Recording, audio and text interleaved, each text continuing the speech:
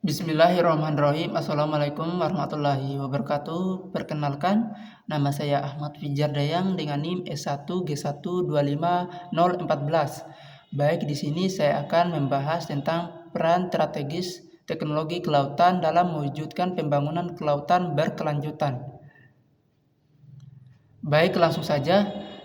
Lautan menutupi lebih dari 70% permukaan bumi dan memegang peranan vital sebagai pengatur iklim, sumber pangan, jalur transportasi, dan sumber energi.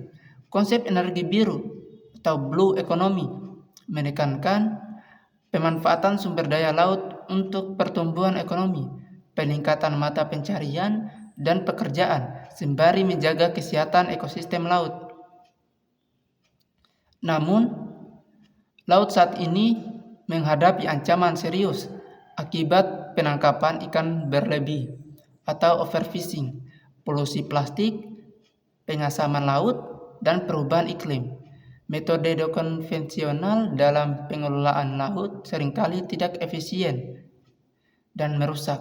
Oleh karena itu, intervensi teknologi kelautan atau marine teknologi menjadi instrumen krusial untuk melakukan transisi menuju praktik yang lebih ramah lingkungan dan berkelanjutan, sejalan dengan Sustainable Development Goal atau SDG. Baik, lanjut konsep pembangunan kelautan berkelanjutan. Pembangunan kelautan berkelanjutan adalah upaya pengelolaan sumber daya pesisir dan lautan yang menjamin kelestarian fungsi ekosistem dan kesejahteraan masyarakat pesisir. Kunci dari konsep ini adalah keseimbangan antara 3 pilar, yaitu ekologi, ekonomi, dan sosial. Teknologi bertindak sebagai enabler atau pemungkin untuk mencapai efisiensi di ketiga pilar tersebut. Baik, lanjut. Teknologi energi biru terbarukan atau blue energy. Salah satu peran terbesar teknologi dalam transisi dari energi fosil ke energi bersih yang bersumber dari laut, energi arus dan gelombang laut, teknologi konverter, energi gelombang atau wave energy converter, dan turbin arus pasang surut mampu menghasilkan listrik tanpa emisi karbon. Ocean Thermal Energy Conversion memanfaatkan perbedaan suhu antara permukaan laut yang hangat dan air laut dalam yang dingin untuk membangkitkan listrik.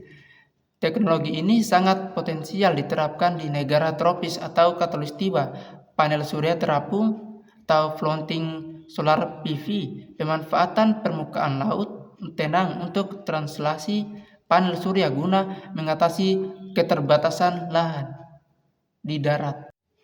Lanjut, digitalisasi perikanan dan aquaculture cerdas. Teknologi membantu mencegah eksploitasi berlebih dan meningkatkan produktivitas pangan. Smart aquaculture atau budidaya cerdas menggunakan Internet of Things dan sensor otomatis untuk memantau kualitas air, pH, oksigen, suhu, dan pemberian pakan otomatis atau auto feeder. Hal ini mengurangi limbah pakan yang mencemari air dan meningkatkan kesehatan ikan.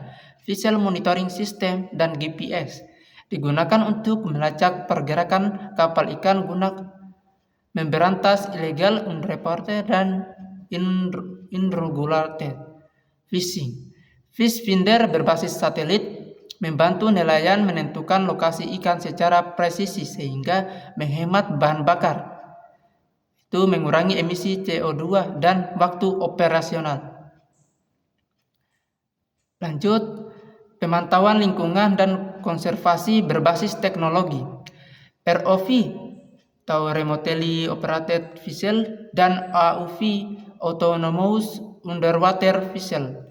Robot bawah air ini digunakan untuk memetakan dasar laut, memantau kesehatan terumbu karang, dan mendeteksi pencemaran pipa bawah laut tanpa resiko bagi penyelam manusia.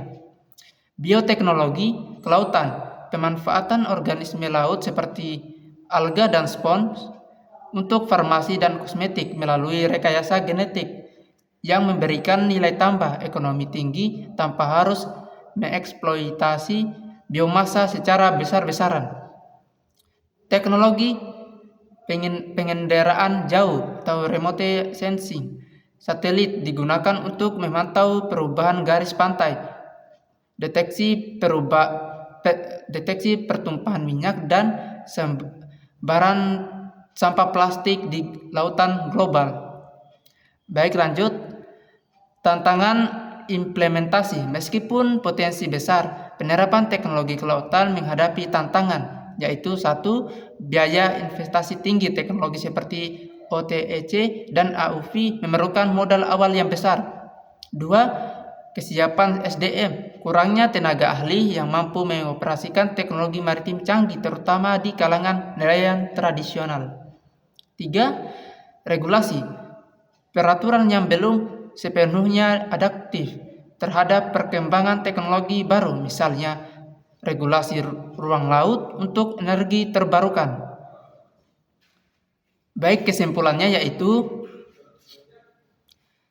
teknologi kelautan bukan lagi sekedar pilihan, melainkan keharusan dalam pembangunan kelautan berkelanjutan, dari penyediaan energi bersih atau blue energy hingga digitalisasi perikanan dan konservasi berbasis robotika.